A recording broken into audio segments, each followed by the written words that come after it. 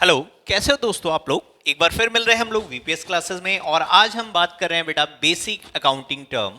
Sir क्या है ये basic accounting term? Class 11th के लिए बेसिक अकाउंटिंग टर्म अकाउंट्स को समझने का एक तरीका है। इसमें वो कंसेप्ट्स हम लोग पढ़ते हैं जो अकाउंट्स को समझने के लिए, जानने के लिए बहुत जरूरी हैं। और जो लोग अकाउंट्स में इंटरेस्ट भी रखते हैं उनके लिए भी अकाउंटिंग टर्म्स पढ़ना बहुत जरूरी है। तो हम स्टार्ट करते हैं। मेनली ये है क्लास 11th के लिए, लेकिन फिर भी मैंने कहा कि सभी को अकाउंट जानने के लिए, जिन जिन को भी अकाउंट्स में इंटरेस्ट है उन्हें बेसिक अकाउंटिंग टर्म पता होने चाहिए। तो सबसे पहले मैं बेसिक अकाउंटिंग टर्म में बात करना चाहता हूं बेटा बिजनेस की, और उससे रिलेटेड मैं दूसरी बात करूंगा आपकी बिजनेस ट्रांजैक्शन की। अब कॉमर्स में आप आए हो बेटा 11th क्लास में, तो आपको सबसे पहले जानना पड़ता है कि बिजनेस क्या है। और आप बचपन से जानते हो कि सर बिजनेस जानना कौन सी बड़ी बात है, कि ये मेरे यहां का दुकानदार है, शॉपकीपर है, और ये क्या करता है सर, अपनी कुछ चीजें जो गुड्स और सर्विस अपनी कुछ चीजें हमें बेचता है, और ये हम हैं सर पब्लिक के तौर पे जो हम इससे खरीदते हैं, जिसे हम लोग कंज्यूमर भी बोलते हैं बेटा। तो हम लोग कह सकते हैं कि ये कंज्यूमर है। तो हाँ बेटा, यही बिजनेस है कि एक शॉपकीपर जब अपनी गुड्स या सर्विसेज प्रोवाइड करता है कंज्यूमर को, तो दैट इज कॉल्ड बिजनेस। ठीक है। और इनके बीच में आपस में किया जाने वाला लेन देन कहलाता है हमारा बिजनेस ट्रांजेक्शन। तो अकाउंटिंग की सबसे पहली जो शुरुआत होती है बेटा, वो स्टार्ट होती है बिजनेस ट्रांजेक्शन से। तो बिजनेस ट्रांजैक्शन क्या है कि जब आप एक बिजनेस कर रहे हो और बिजनेस में लेन देन जो हो रहे हैं, तो उन्हें हमने क्या कहा, बिजनेस ट्रांजैक्शन कहा। अगर हम बिजनेस ट्रांजैक्शन को डेफिनेशन के तौर पे समझें, तो बिजनेस ट्रांजैक्शन का मतलब है it means a financial transaction. किस टाइप का ट्रांजैक्शन होना चाहिए? फाइनेंशियल, यानी कि वो चीज जिनको हम मॉनेटरी टर्म में जानते हैं, यानी कि पैसों के लेन देन में जानते हैं, तो उस टाइप की ट्रांजैक्शन ही हमारी बिजनेस ट्रांजैक्शन होती है। Entered between two parties, entered between two parties. It means a financial transaction entered between two parties and recorded and recorded in the books of accounts. In the books of account. तो ये बेटा हमारी business transaction होती है कि business में किए जाने वाला लेन देन। It means a financial transaction entered between two parties and recorded in the book of accounts. तो recorded in the book of account, इसको हमने क्या बोला बेटा, बिजनेस ट्रांजेक्शन। क्या है सर, एग्जांपल दे के बता दो जरा सर कि बिजनेस ट्रांजेक्शन क्या है। जैसे आपने रेंट पे किया बेटा, तो ये बिजनेस है, बिजनेस ट्रांजेक्शन है। सेल्स करी आपने, ये भी बिजनेस ट्रांजेक्शन है। आपने किसी को सैलरी पे करी, आपके यहां एम्प्लॉय है, तो ये भी सारी की सारी चीजें क्या है, बिजनेस ट्रांजेक्शन। यानी कि बिजनेस में किए जाने वाले फाइनेंशियली लेन देन, that is called business transaction. तो हमने जो स्टार्ट करा, सबसे पहले स्टार्ट करा क्या, बिजनेस से। बिजनेस क्या है कि जहां गुड्स एंड सर्विसेज क्या करी जाती है बेटा, प्रोवाइड कर दी जाती है, वो हम कहते हैं बिजनेस। तो इस चीज को हमने क्या कह दिया, बिजनेस। और बिजनेस में किए जाने वाला लेन देन क्या कहलाता है, हमारा बिजनेस ट्रांजैक्शन। चलिए हम इसके बाद आगे बढ़ते हैं। बिजनेस ट्रांजैक्शन को जानने के बाद हम अकाउंट की वो चीजें समझते हैं जो मेनली यूज होती हैं। सबसे पहले होते हैं बेटा उसमें एसेट्स। की एसेट्स क्या है, हिंदी में अगर मैं बोल दूं तो इसको बोलते हैं हम लोग संपत्तियां। संपत्तियां। सर क्या है ये एसेट्स, सर क्या है ये एसेट्स? एसेट्स का मतलब अगर मैं बुक की लैंग्वेज में बोलूं तो ये होता है ओन बाय बिजनेस। जो बिजनेस की अपनी है वो है एसेट्स। ओन बाय बिजनेस, जो बिजनेस की अपनी है वो क्या है, एसेट्स। सर क्या बिजनेस का अपना होता है? बिजनेस में लगी हुई जितनी भी चीजें हैं वो बिजनेस की अपनी होती हैं, जैसे फर्नीचर, मशीनरी, बिल्डिंग, ये सारी की सारे बिजनेस की क्या होती हैं? एसेट्स। लेकिन आप ऐसे मत समझिए, मैं आपको बताता हूं कि एसेट्स क्या होती हैं बेटा। एसेट्स वो चीज है जो आपको बेनिफिट गिवन करती है, benefit given in future, benefit given in future. आज आप कोई चीज खरीद रहे हो, आज से लेके वो फ्यूचर तक में जब आपको बेनिफिट देती है, दैट इज कॉल्ड एसेट्स। ठीक है, डेफिनेशन एक अलग चीज है।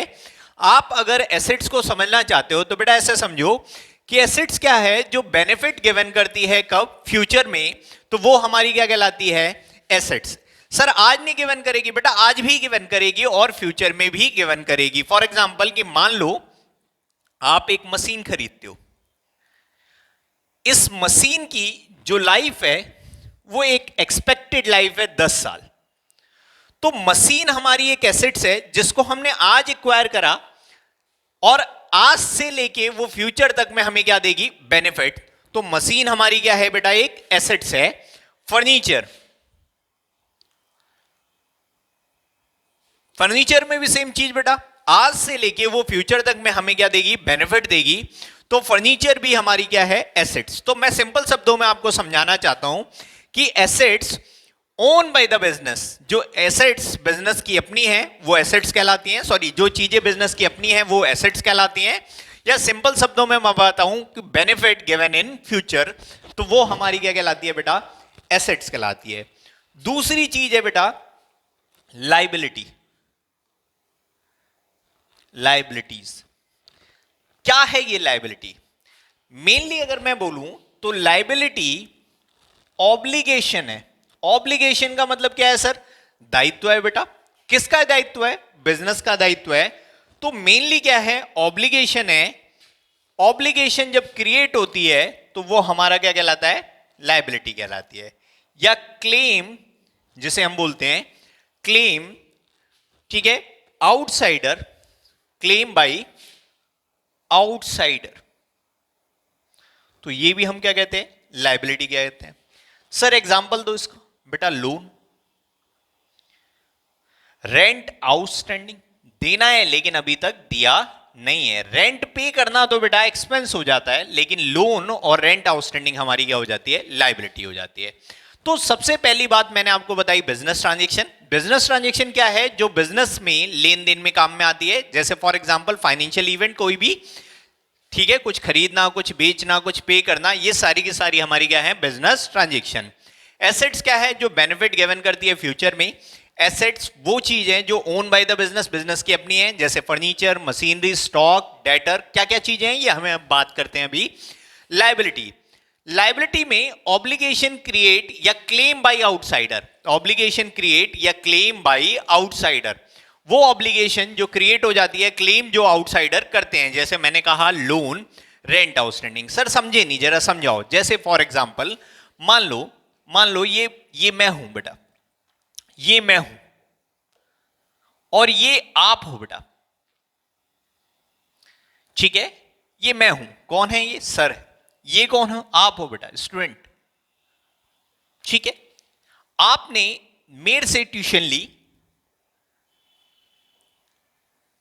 लेकिन अभी तक आपने फी पे नहीं करी, अभी तक आपने फी पे नहीं करी। तो ये जो फी देनी है आपको, ये आपके लिए क्या है बेटा? लायबिलिटी।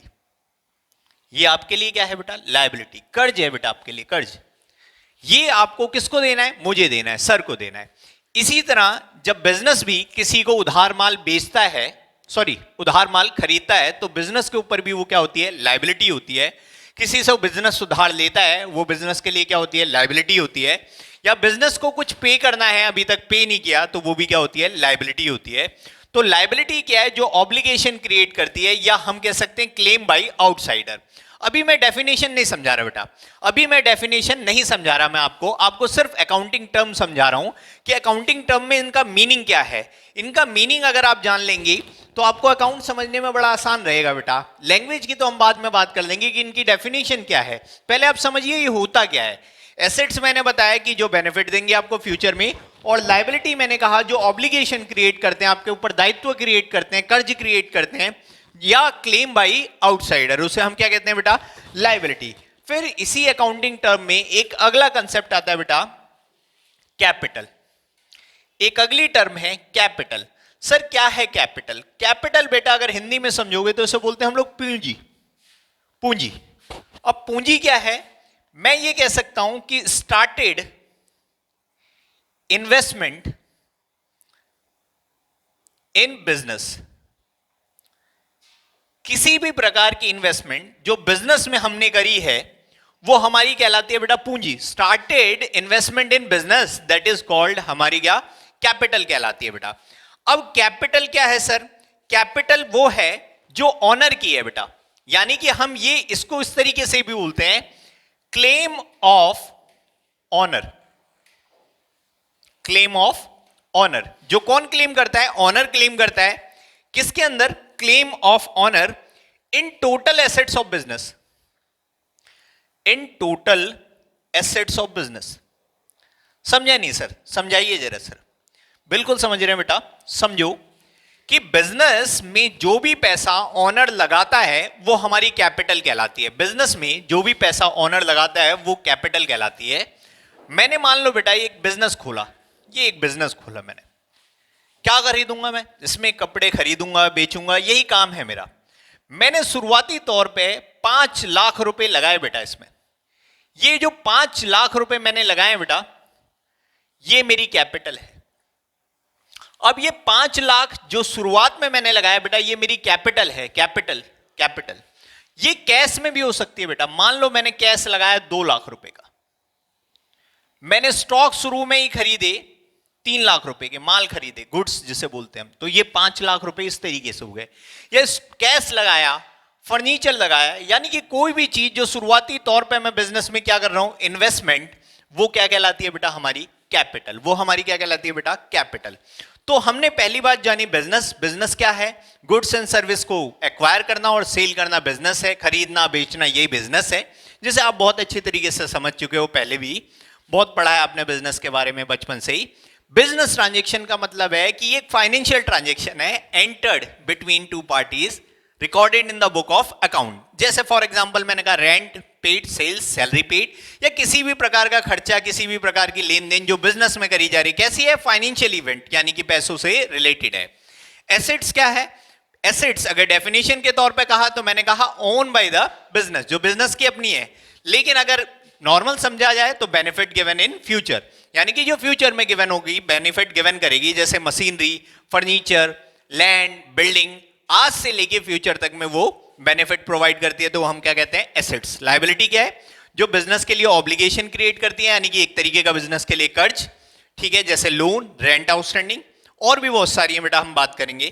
कैपिटल, कैपिटल क्या है? Started investment in business, claim of owner in total assets of business.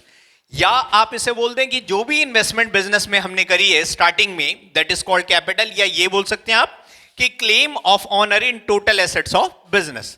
तो ये हमने शुरुआती की 5 चीजें पढ़ी हैं बेटा। अब हम आगे बढ़ रहे हैं, आगे हम बात करते हैं कैपिटल के बाद जो हम बात करने वाले हैं बेटा, वो बात करने वाले हम एक्सपेंस और इनकम की। तो हम आगे बात करते हैं एक्सपेंस और इनकम की। तो चलिए अब हम आगे अगले टर्म की बात कर रहे हैं, जिसकी मैं बात कर रहा हूं एक्सपेंस। तो चलिए हमने समझ लिया बिजनेस का क्या होता है, बिजनेस ट्रांजैक्शन, एसेट्स, लायबिलिटी और कैपिटल। अब मैं बात करने वाला हूं आपसे एक्सपेंस की। क्या है एक्सपेंस? सर सुना सुना सा लग रहा है, एक्सपेंस का मतलब तो खर्चा होता है। हाँ बेटा, एक्सपेंस का मतलब खर्चा होता है, लेकिन बच्चे आपको समझना पड़ेगा कि बिजनेस में, यानी कि हमारी अकाउंटेंसी की लैंग्वेज में, एक्सपेंसेस किसे कहते हैं? एक्सपेंसेस, या एक्सपेंस भी आप लिख लो नॉर्मली, ठीक है। तो एक्सपेंस को हम बात करते हैं सबसे पहले कि एक्सपेंस है क्या, ठीक है। तो एक्सपेंसेस हमें क्या है? जो जिनका हम लोग ऑलरेडी बेनिफिट ले चुके हैं, already benefit taken, already benefit taken, जिसका हम ऑलरेडी बेनिफिट्स ले चुके हैं। सर क्या है जिसका हम ऑलरेडी बेनिफिट ले चुके हैं? वो सर्विसेज जो आप ले चुके हो और आप उनके बदले में कुछ पैसे अदा करते हो, दैट इज कॉल्ड एक्सपेंसेस। जैसे फॉर एग्जांपल मैं अगर आपसे कहूं कि आपके लिए मुझे फी पे करना आपके लिए क्या है, एक्सपेंस है। इसी तरह इस जगह पे जहां मैं रहता हूं या जहां मैं काम करता हूं वहां का किराया पे करना मेरे लिए क्या है, रेंट है। लेकिन हमने कहा ना कि ये एक्सपेंस कैसा होना चाहिए, बिजनेस ट्रांजेक्शन यानी कि बिजनेस से रिलेट होना चाहिए। बिजनेस कर रहा हूं मैं, वहां लाइट यूज कर रहा हूं, वहां की इलेक्ट्रिसिटी का खर्चा पे करूंगा मैं, इलेक्ट्रिसिटी बिल पेड, ये भी मेरे लिए क्या है, एक्सपेंस है। कब पे करता हूं बेटा मैं, ये मैक्सिमम चीजें मैं पे करता हूं जब मैं बेनिफिट इनका ले चुका होता हूं। यानी कि एक्सपेंसेस वो हैं जिनके ऑलरेडी बेनिफिट टेकन किए जा चुके हैं, यानी कि जब मैं उनका बेनिफिट ले चुका हूं तब मैं उनकी पेमेंट करता हूं, तो वो हमारे क्या कहलाते हैं, एक्सपेंसेस कहलाते हैं। बिजनेस में मैंने कहा एग्जांपल के तौर पे रेंट एक एक्सपेंस है, एडवर्टीजमेंट एक एक्सपेंस है बिजनेस के लिए, सैलरी एक्सपेंस है, किसी को सैलरी पे करना, एक्सेट्रा, बहुत सारे एक्सपेंसेस हैं। तो हमने एक्सपेंस की बात कर ली जिनका हम ऑलरेडी बेनिफिट टेकन कर चुके हैं, ठीक है। अब हम बात करते हैं बेटा इनकम की। क्या है सर इनकम? इनकम वो है जिसके बदले में हम कुछ सर्विस रेंडर करने के बाद जब हम कुछ गेट कर रहे हैं तो वो हमारी इनकम है। जब हम सर्विस प्रोवाइड करने के बाद कुछ मिलता है हमें, दैट इज कॉल्ड इनकम, ठीक है। इफ सर्विस रेंडर्ड, ठीक है, इफ सर्विस रेंडर्ड, अगर हमने सर्विस क्या कर दिया, प्रोवाइड कर दिया है, ठीक है। नॉर्मल लैंग्वेज में अगर इसको प्रॉपर लिखना चाहें तो आप लिखिए if service have been rendered, ठीक है। तो उसके बदले में जो आपको पैसा मिल रहा है वो आपकी क्या कहला रही है, इनकम कहला रही है। उसके बदले जो आपको पैसा मिल रहा है वो क्या कहला रही है, इनकम कहला रही है। It means income earn, it means income earn. If service has been rendered it means income earn, आपने क्या कर ली, इनकम अर्न कर ली। अब हम अकाउंटिंग लैंग्वेज में अगर समझें तो एक्सपेंस जरूरी नहीं है कि जिनकी पेमेंट हमने कर दी हो, ये पेमेंट डज भी हो सकती है बेटा, डू भी हो सकती है और डज नॉट भी हो सकती है। यानी कि अगर मैं कहूं सिंपल शब्दों में कि या तो हमने पेमेंट कर भी दी हो और नहीं भी करी हो तो भी वो एक्सपेंस ही रहेंगे।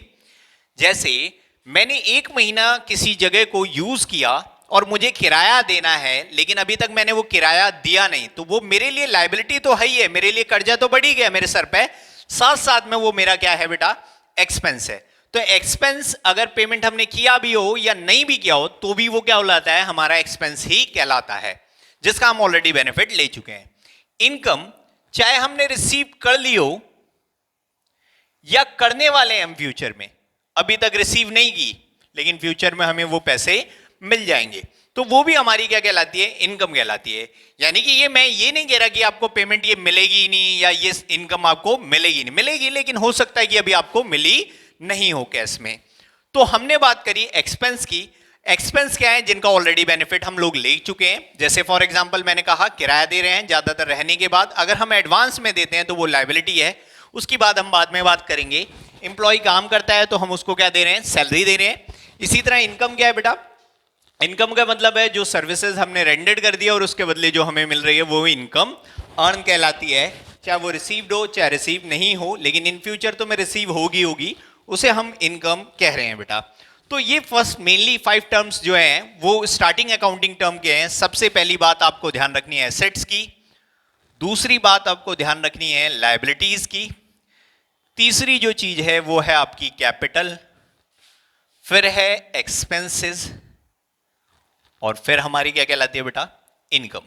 सर इतना ही है क्या, सर इतना ही है क्या? नहीं बेटा इतना नहीं है, अभी बहुत सारी चीजें हैं। अभी तो हम एसेट्स के एग्जाम्पल पढ़ेंगे और उन एग्जाम्पल के बारे में जानेंगे कि ये कौन कौन सी एसेट्स हैं और एसेट्स कितने टाइप की होती हैं। लायबिलिटी के बारे में भी टाइप्स जानेंगे हम लोग, कैपिटल के बारे में भी थोड़ा जानेंगे हम लोग, एक्सपेंसेस के टाइप्स और इनकम के टाइप्स भी हम लोग जानेंगे। तो अभी यहाँ टर्म ये खत्म नहीं होती बेटा, अभी तो टर्म क्या हुई है, स्टार्ट हुई है, ठीक है। तो टर्म जब स्टार्ट हुई है तो धीरे धीरे धीरे धीरे करके हम एक एक चीज को पढ़ते चले जाएंगे। तो सबसे पहले मैं एसेट्स के कुछ आइटम्स आपको समझाता हूं जो बिजनेस में हमारे यूज होते हैं और अकाउंटिंग टर्म में उन्हें क्या कहा जाता है। धीरे धीरे वही चीजें हमारी जो है इनकम एक्सपेंस इन सब चीजों में भी आती रहेंगी और हम उन्हें समझते रहेंगे। तो चलिए सबसे पहले हम बात कर लेते हैं किस चीज की बेटा, एसेट्स की। क्या है एसेट्स और एसेट्स में क्या क्या आता है, ठीक है। चलो सबसे पहले एसेट्स में मैं आपको समझा रहा हूं कैश इन हैंड। सर क्या है ये कैश इन हैंड? बिजनेस में जो आपने पैसा कैश में लगाया है या जो बिजनेस में ऑलरेडी कैश पड़ा हुआ है, अगर पहले से बिजनेस हो रहा है, that is called cash in hand. और ये बिजनेस की एसेट्स है। बिजनेस के पास पैसा है, वो खर्च करे ना करे, जलाए फाड़े, उसकी मर्जी बेटा, आप कुछ नहीं कर सकते इसमें। तो ये उसकी एसेट्स है, कैश इन हैंड। दूसरी जो बात कर रहे हैं बेटा वो कैसेट बैंक की बात कर रहे हैं। ये एक एग्जांपल्स बता रहा हूं बेटा, हम अभी टाइप्स ऑफ एसेट्स भी पढ़ेंगे, तब मैं इन एग्जांपल को बताऊंगा कि ये एसेट्स किस किस चीज में आती हैं। लेकिन फिलहाल मैं अभी आपको एग्जांपल समझा रहा हूं कि एसेट्स के कितने एग्जांपल हैं जो मेनली आपको अकाउंट में मिलेंगे। एसेट्स के बहुत सारे एग्जांपल हैं, लेकिन हम कुछ सेलेक्टेड टर्म्स की बात करेंगे। तो सबसे पहली चीज कैश इन हैंड, दूसरी चीज है कैसेट बैंक, तीसरी चीज बता रहा हूं मेरा बेटा स्टॉक। स्टॉक यानी कि गुड्स। सर क्या है ये गुड्स?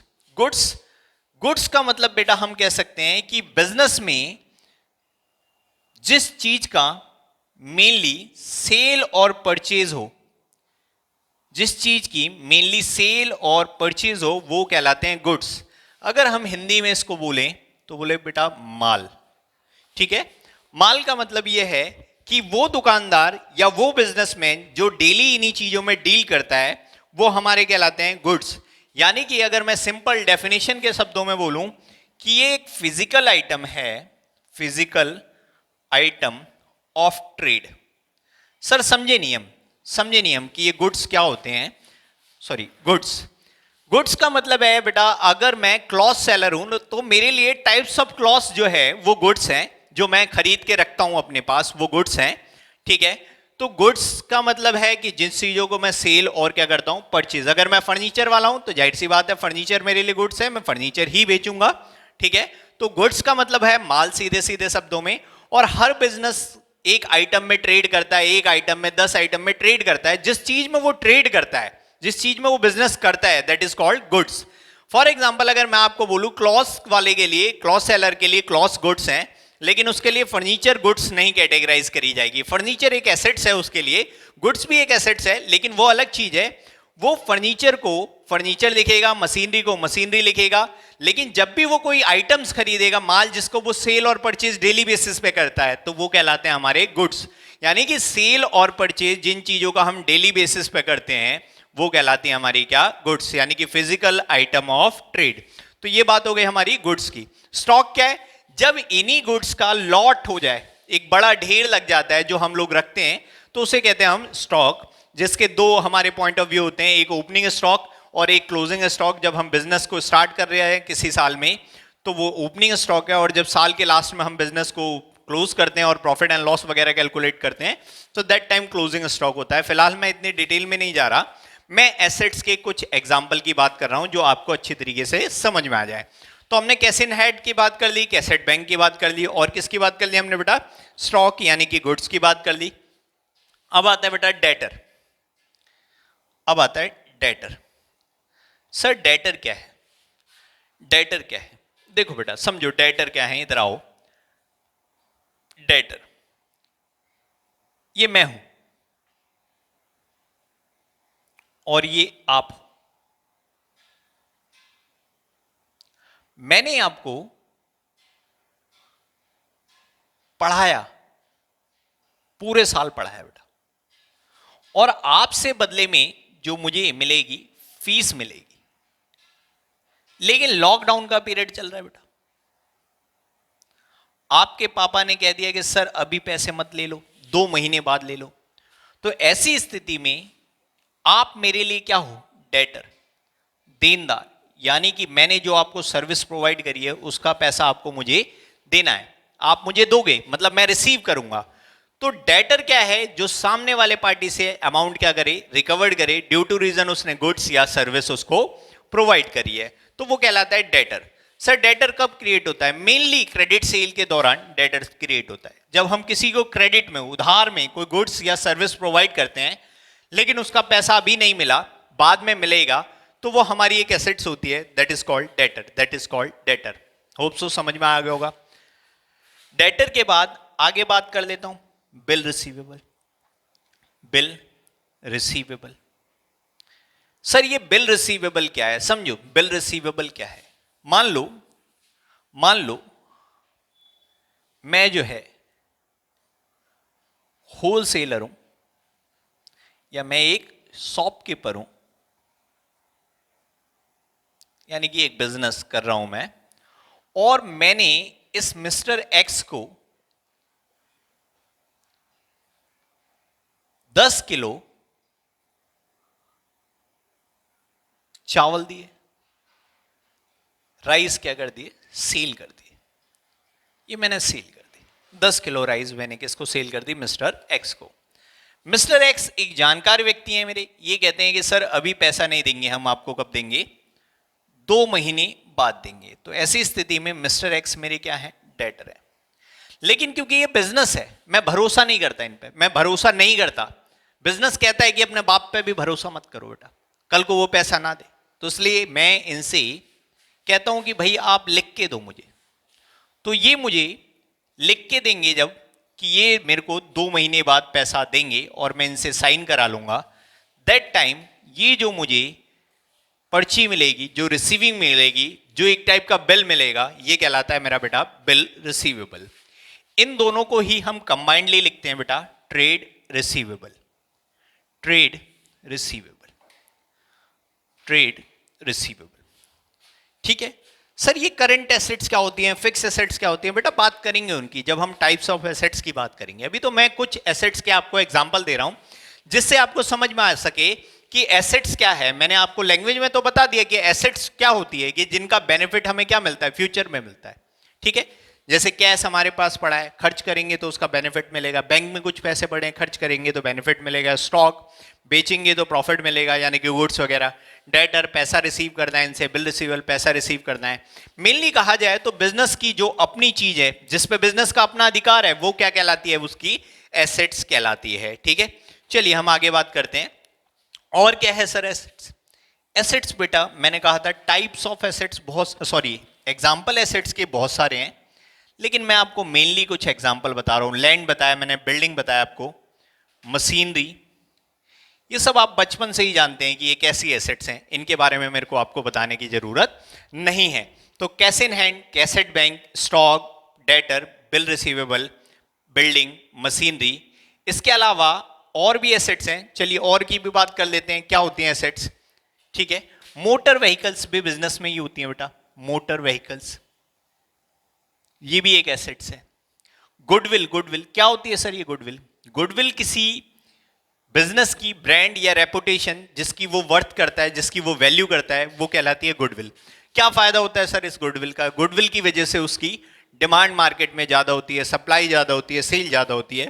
तो जब वो अपनी वैल्यूएशन करता है तो वो कहलाती है गुडविल, और उसकी भी एक अलग वैल्यू होती है बेटा। हम गुडविल के बारे में डिटेल में बात करेंगे। फिलहाल मैं आपको टाइप्स ऑफ एसेट्स में कुछ एग्जांपल दे दे रहा हूं, सॉरी एसेट्स के कुछ एग्जांपल दे दे रहा हूं। तो cash in hand, cash at bank, stock, debtor, BR, land, building, machinery, motor vehicle. Prepaid expense, prepaid expense, prepaid expense, sir क्या होता है ये प्रीपेड एक्सपेंस? प्रीपेड एक्सपेंस का मतलब फिर वही बात कि मैंने पैसा पे कर दिया अभी तक, लेकिन अभी बेनिफिट लिया नहीं। बेनिफिट कब मिलेगा? फ्यूचर में। तो ऐसी स्थिति में वो प्रीपेड एक्सपेंस भी मेरा क्या होता है? वो प्रीपेड एक्सपेंस भी मेरी एसेट्स होती है। सर एग्जांपल दो, एग्जांपल समझो बेटा। मान लो ये है मिस्टर लाल, मिस्टर लाल की शादी हो रही है, और इन्होंने बबलू टेंट वाले को बोला कि हमारे यहां टेंट लगाना, भी शादी हो रही है, बहुत बेहतरीन टेंट लगाना। और मिस्टर लाल ने बबलू को 50,000 रुपए पे कर दिए एडवांस के तौर पे, और बोले भाई 10 तारीख को शादी है, लगा देना जरा। मिस्टर लाल शादी वाले दिन सज धज के बैठे थे, लेकिन बबलू टेंट वाले ने टेंट नहीं लगाया। बबलू टेंट वाले ने टेंट नहीं लगाया। मिस्टर लाल की शादी हो गई भीगते हुए, बारिश हो रही थी दबा के, रसगुल्लों की जगह लोगों ने पानी गुल्ले खाए, ठीक है, और शादी हो गई मिस्टर लाल की। लेकिन मिस्टर लाल ने बबलू को कितने रुपए पे किए थे? 50,000। अब मिस्टर लाल बबलू के ऊपर मानहानि का मुकदमा तो दर्ज करेंगे करेंगे, लेकिन जो इन्होंने 50,000 एडवांस में पे कर दिया था, ये इनके पास रिकवर करने के पूरे राइट्स हैं। That is called prepaid expense. जब हम किसी को समय से पहले होने वाले खर्चे को हम उसको अदा कर देते हैं, वो कहलाता है हमारा प्रीपेड एक्सपेंस। Prepaid expense. एक और एसेट समझते हैं, अक्रूड इनकम। अक्रूड इनकम क्या होती है? अक्रूड इनकम वो इनकम जो अभी तक मिली नहीं है लेकिन मिलेगी, वो हमारी अक्रूड इनकम कहलाती है। वो इनकम जो अभी तक मिली नहीं है लेकिन मिलेगी इन फ्यूचर, तो वो हमारी क्या कहलाती है बेटा? Accrued income. सर क्या इतनी एसेट्स है? नहीं नहीं बेटा, ये मैंने सिर्फ एसेट्स के कुछ एग्जांपल समझाए हैं। एसेट्स काफी सारी हैं जिनके बारे में हम धीरे धीरे धीरे एक एक करके हम बात करेंगे। तो ये कुछ एसेट्स के एग्जांपल हैं। सर कुछ लायबिलिटी के एग्जांपल भी बताओ। जरूर बताऊंगा बेटा, लायबिलिटी के एग्जांपल की भी बात करते हैं हम लोग, और उसके बाद हम कैपिटल की भी बात करेंगे। तो मेनली जो हमने एसेट जाननी है वो मेनली इतनी है तो एसेट्स काफी सारी, लेकिन ये जो मेनली आपको प्रॉब्लम आती है वो आती है किसमें? डेटर समझने में, बीआर समझने में। ये नई आपके लिए चीजें हैं, प्रीपेड, अक्रूड, ठीक है ना, ये सब नई टर्म है। बाकी कैश तो आप बहुत पहले से जानते हो, बचपन से ही सीख गए थे। जैसे किसी ने 10 रुपए पकड़ा दिया आपको बचपन में, आप देते ही नहीं थे, आप समझ गए थे कि कैश आपकी एसेट्स है, कोई मारेगा पीटेगा तो भी आप नहीं दोगे जब तक आपका दिल नहीं करेगा। तो ठीक है, हम एसेट्स के बाद अब बात करते हैं लायबिलिटी की। चलो बेटा, कुछ एग्जाम्पल हम लायबिलिटीज के भी देख लेते हैं, फिर हम एक एक करके इनके बारे में डिटेल में बात करेंगे। यही नहीं खत्म कर देंगे, हम आराम से समझेंगे कि डेटर क्या होते हैं, प्रीपेड एक्सपेंसेस क्या होते हैं, अकाउंट में कहाँ कहाँ इनका यूज होगा, कब कब ये हमें मिलेंगे, ये सारी बातें हम करने वाले हैं। लेकिन चलिए पहले लायबिलिटीज की कुछ एग्जाम्पल समझ लेते हैं। अब लायबिलिटीज के एग्जाम्पल समझो। सबसे पहले बेटा क्रेडिटर। डेटर का जस्ट उल्टा क्रेडिटर। डेटर का जस्ट उल्टा क्रेडिटर। सर क्या है ये क्रेडिटर? अगर मैं डेटर को देनदार बोलूं तो इसको सिंपल शब्दों में लेनदार बोल सकता हूं, यानी कि जो मेरे से पैसा लेगा, ठीक है, वो क्या है? लेनदार। अगर मैं डेटर को एक सिंपल शब्दों में बताऊं बेटा, तो डेटर क्या है? Who gives money. जो मुझे क्या देगा? पैसा देगा। क्यों देगा? क्योंकि मैंने उसे उधार माल बेचा है। इसी तरह क्रेडिटर कौन है? Who takes money. जो मेरे से पैसा लेगा। क्यों लेगा? क्योंकि मैंने उससे उधार खरीदा होगा। तो क्रेडिटर मेरी क्या है? एक लायबिलिटी है बेटा। क्रेडिटर एक लायबिलिटी है, डिटेल में मैं बाद में बात करूंगा। क्रेडिटर के बाद बैंक लोन, ये भी एक लायबिलिटी है। किसी से आपने उधार लिया, लोन लिया बैंक से, आपको चुकाना है, वो आपके लिए क्या है? लायबिलिटी है। ये एग्जांपल है। बिल्स पेबल, बिल रिसीवेबल का जस्ट उल्टा। बिल रिसीवेबल का जस्ट उल्टा, आपने किसी से बिल्स रिसीव किया तो सामने वाले के लिए वो बिल्स पेबल है और आपके लिए क्या है? रिसीवेबल है। जैसे आप किसी के डेटर हो तो वो आपका क्रेडिटर भी हो सकता है। सर समझे नहीं? समझाओ जरा। देखो फॉर एग्जांपल कि मान लो दो बिजनेसमैन हैं, एक मिस्टर एक्स हैं और एक मिस्टर वाई हैं। ये दोनों अपनी अपनी अकाउंटिंग बनाते हैं। मिस्टर एक्स ने क्या कर दी? सेल कर दी, क्रेडिट सेल 10,000 रुपए की। तो ये जब अपने अकाउंटिंग में लिखेंगे तो डेटर लिखेंगे किसको? मिस्टर वाई को। कितने रुपए बेटा? 10,000 रुपए। और ये जब अपनी अकाउंटिंग में लिखेंगे तो मिस्टर वाई लिखेंगे क्रेडिटर। ठीक है, क्लियर है? Mister x 10,000। समझ में आई कि नहीं भाई आपको बात को? कि जैसे सेल किया तो मुझे पैसा लेना है, ठीक है ना। लेकिन अगर किसी ने मेरे से उधार परचेज किया है, मैंने क्रेडिट सेल किया है, तो इन्होंने क्या किया है? क्रेडिट परचेज किया है। तो ये क्रेडिटर, इनके लिए मैं क्रेडिटर हूं और मेरे लिए ये क्या है? डेटर है बेटा।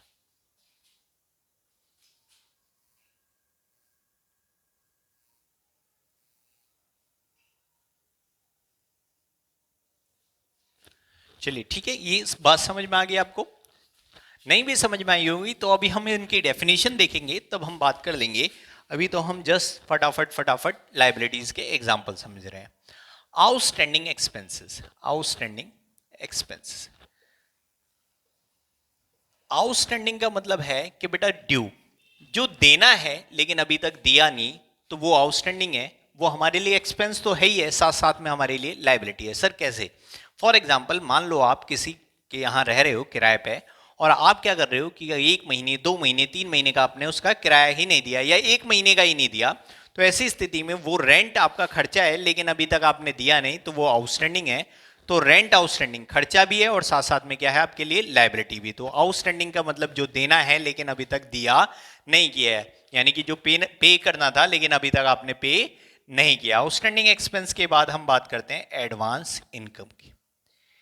एडवांस इनकम, किसी से एडवांस लेना भी आपके लिए लाइबिलिटी है। अगर आप एडवांस लेते हैं तो आपको काम करना पड़ेगा, अगर आप काम नहीं करते तो ऐसी स्थिति में वो पैसा रिटर्न करना है। तो जब तक आप उस काम को नहीं करते, जब तक आप उस सर्विस को रेंडर्ड नहीं करते, तब तक के लिए आपकी वो इनकम एडवांस इनकम है और वो आपके लिए क्या है? लाइबिलिटी।